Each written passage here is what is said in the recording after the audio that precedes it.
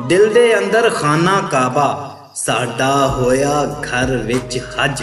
आप इमाम ते आप नमाजी आपे बांगा देवां अज।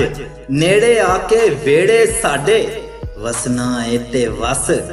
चमका मार ना दूरों सानू एवें ना पिया गज। तेरा एक इलाज मैं दसां जाके शीशा वेख अपना कुछ ते नजर ना आवे। सानू दसना है बज आपे लावे इश्क अदालत आपे फाइयां पावे।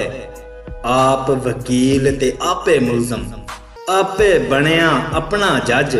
लै मैं पंजवां बाल के चली रखे मेरियां शर्मा।